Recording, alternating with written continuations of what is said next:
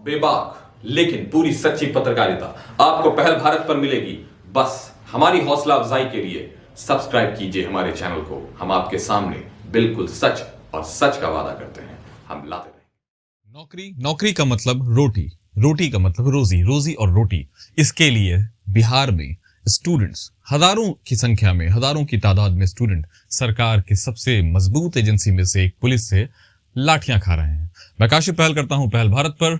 आज मैं आपसे बात करने वाला हूं 67वीं बीपीएससी के पीटी एग्जामिनेशन जो कैंसिल हो गया था 8 मई को होने वाला, उसको लेकर जो दूसरे डेट्स आए हैं, उसको लेकर जो स्टूडेंट्स ने हंगामा किया है, उसकी बात है। अब सवाल ये उठता है कि हंगामा क्यों?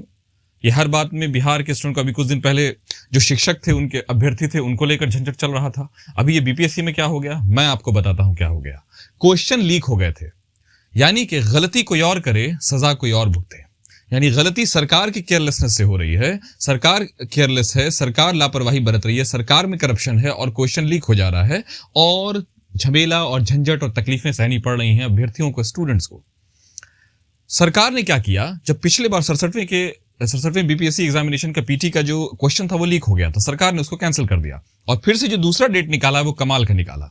जब सरकार की तरफ से गाइडलाइंस और रेगुलेशंस आए, उसमें सरकार ने एक अजीब बात कह दी। सरकार ने कह दी कि अब जो बीपीएससी का 67वां पीटी एग्जामिनेशन जो होगा, यानी कि एक तरह से रिटेस्ट जो होगा, वो पता है क्या होगा, परसेंटाइल पर होगा, यानी कि उसमें कट ऑफ मार्किंग नहीं होगा। तो अब एक सवाल आता है परसेंटाइल। मैं आपको पहले समझा दूं शॉर्ट में परसेंटाइल क्या होता है। एक होता है रिजल्ट्स का आना, जो मार्क्स के बेसिस पर आता है, यानी अंक जो होता है, मार्क्स जो होता है, जिससे कट ऑफ बनता है, वो ये बताता है कि आपने कितना अच्छा किया है अपने उत्तर पत्रिका में, कितना अच्छा लिखा है, उत्तर पुस्तिका में कितना अच्छा लिखा है। परसेंटाइल क्या होता है कि आप स्टूडेंट्स के बीच में आपका पोजीशन क्या है, आपकी जगह क्या है, आपकी स्थिति क्या है। जैसे अगर आपको 80% परसेंटाइल है, अगर 80 परसेंटाइल है आपको, तो इसका मतलब हुआ कि आप 80 स्टूडेंट से ऊपर हैं और सिर्फ 20 स्टूडेंट हैं जो आपसे ऊपर हैं। यानी अगर आपको 90 है तो सिर्फ 10 स्टूडेंट्स आपसे ऊपर हैं, ये परसेंटाइल है। ये सरकार का इसलिए दावा है, सरकार ने कहा कि हमको ऐसा करने को मजबूर है क्योंकि 6 लाख अभ्यर्थी इस बार एग्जामिनेशन में अपीयर होंगे, जो सरकार के पास डेटा है। इसीलिए हम इसको 20 और 22 को सितंबर में करने वाले हैं, क्योंकि इतनी बड़ी संख्या को इतना आसान नहीं होगा एक साथ एग्जाम ले लेना। और आप अचानक एक रेगुलेशन निकालते हैं, अचानक एक गाइडलाइन निकालते हैं और एग्जाम का पैटर्न ही बदल देते हैं उन स्टूडेंट्स के लिए। वो कोई भी सरकार आती हो, नौकरी के दावे करती है, बड़े बड़े वादे करती है। देखिए, चाहे भारतीय जनता पार्टी हो, चाहे एक 10 लाख बोलते हैं, दूसरा 20 लाख बोल देता है, चाहे ये महागठबंधन हो, सब के सब उन्हीं स्टूडेंट्स को। तो आखिर ये स्टूडेंट्स को क्या सजा मिल रही है? कल को ये वोट डालते हैं, कभी बीजेपी को डालते हैं, कभी आरजेडी को डालते हैं, कभी जेडीयू को डालते हैं, लेकिन इनके साथ बराबर की चीजें हो रही हैं। इनके साथ जो भेदभाव या इनकी जो तकलीफें हो रही हैं वो लगभग बराबर हो रही हैं। ऐसा क्यों हो रहा है? सरकार इनके प्रति जवाबदेह क्यों नहीं है? सरकार की संवेदनाएं, सेंसिटिविटी क्यों खत्म हो गई है? बात इसकी चल रही है। कुछ पॉइंट जो मैं आपको बता दूं इसमें क्लियर कट। लगभग 6 लाख अभ्यर्थी आने वाले हैं, अपीयर होंगे एग्जाम में।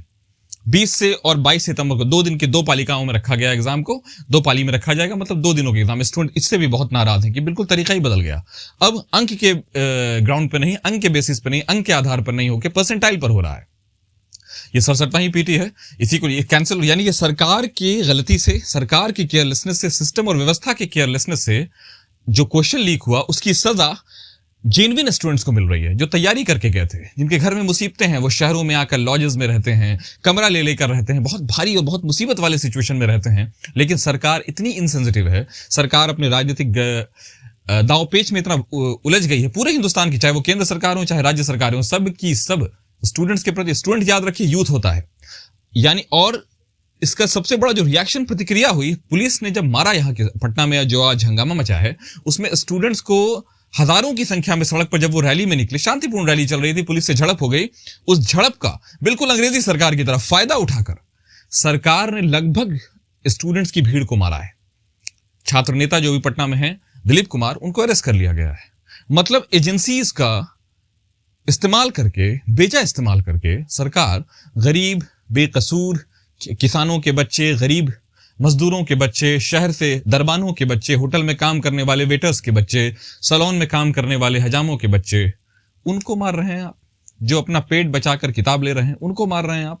तो खैर, इसीलिए मैं कहता हूं, इसीलिए लोग कहते हैं, पढ़े लिखे लोग या कहिए जो जागरूक लोग हैं वो ये कहते हैं, इसी तरह जनता अगर जागरूक नहीं हुई, आपको अगर कभी दूसरे की खराबी, दूसरे के नुकसान में, दूसरे की बर्बादियों में अगर आपको अपना फायदा और अपनी खुशी लगने लग जाए तो नतीजा होता है यही स्टूडेंट्स हैं, यही बच्चे हैं, यही जो ऐसी सरकारों को चुनते हैं कई बार जो गलत होती है जानते हुए, अपने किसी उन्मादी या अपने किसी कुरीति को फिर, यानी कि स्टूडेंट्स को मैं ये कह रहा हूं डायरेक्टली कि या डायरेक्टली कि वो ये समझें किस तरह की सरकार चुनी जा रही है। आज जो सरकार इनसेंसिटिव है, वो चाहे बीजेपी हो चाहे राज्य की सरकार हो, बीजेपी तो खैर उस लेवल की इनसेंसिटिव है उससे किसी को नहीं मिला सकते हैं, लेकिन फिर भी हमें ये तो सोचना होगा ना, हम वोट डालने से पहले अपने वोट की कीमत समझ लें, जैसा बाबा अम्बेडकर चाहते थे। बन रही है पहल भारत पर, हम इससे जुड़ी और भी खबरें आपको लाते रहेंगे।